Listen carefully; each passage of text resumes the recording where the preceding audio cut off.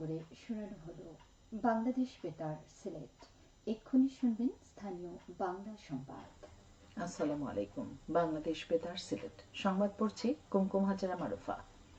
সিলেট থেকে সরাসরি হজ ফ্লাইট শুরু হচ্ছে আজ।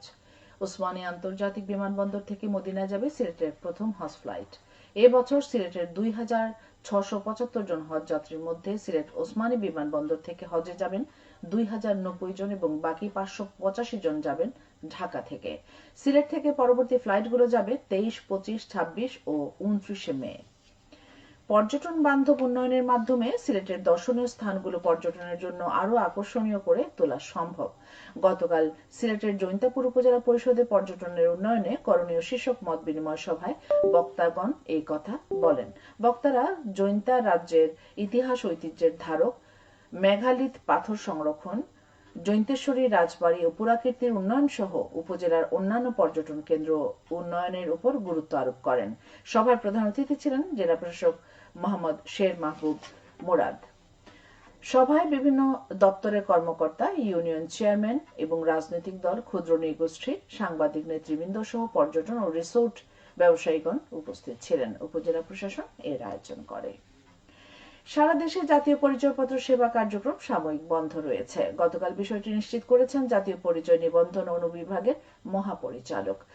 সার্ভারে প্রবেশের সময় ওটিপি ওয়ান টাইম পাসওয়ার্ড না আসায় এ সমস্যা দেখা দিয়েছে বলে জানা গেছে।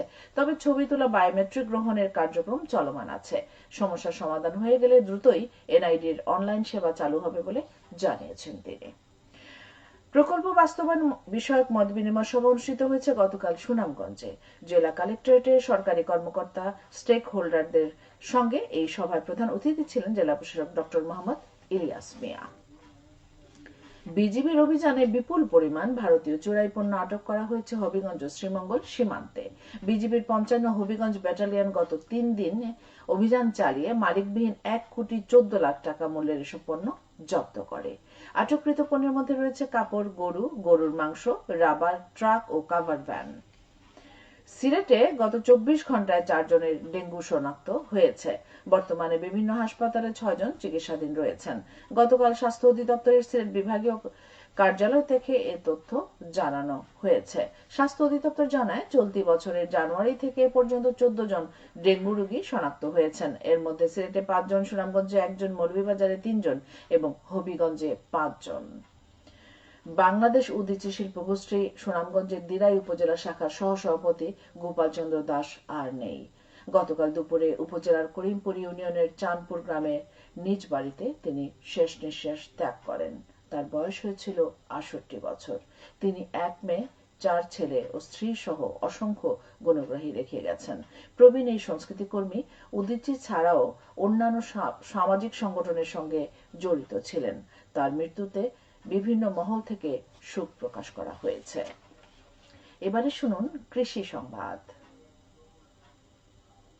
আধুনিক ও বৈজ্ঞানিক পদ্ধতিতে মৌ চাষ ও মধু উৎপাদন বিষয়ে দিনব্যাপী প্রশিক্ষণ অনুষ্ঠিত হয়েছে গতকাল মৌলভীবাজারে। জেলা আঞ্চলিক কৃষি গবেষণা ইনস্টিটিউটের প্রশিক্ষণ হলে অনুষ্ঠিত প্রশিক্ষণের প্রধান অতিথি থেকে এর উদ্বোধন করেন ইনস্টিটিউটের মুখ্য বৈজ্ঞানিক কর্মকর্তা ডক্টর মাহমুদুল ইসলাম নজরুল। এ সময় মৌ চাষ ও মধু উৎপাদনে চাষীদেরকে প্রশিক্ষণ দেওয়া হয়। এতে উদ্যোক্তা সহ ১৮০ জন মধু চাষী অংশ নেন। আঞ্চলিক কৃষি গবেষণা ইনস্টিটিউট এর আয়োজন করে। খেলার খবর, ক্রিকেট। বৈরী আবহাওয়ার কারণে সিলেট জেলা স্টেডিয়ামে ডিএসএ কাপ টি-20 টুর্নামেন্টের গতকালের ২টি ম্যাচও বৃষ্টির কারণে পরিত্যক্ত ঘোষণা করা হয়েছে। ফলে প্রত্যেকটি দল একটি করে পয়েন্ট পেয়েছে। আজ একই ভেন্যুতে প্রথম ম্যাচে সুরমা ওরিয়র মুখোমুখি হবে সুরমা গ্ল্যাডিয়ার্সের।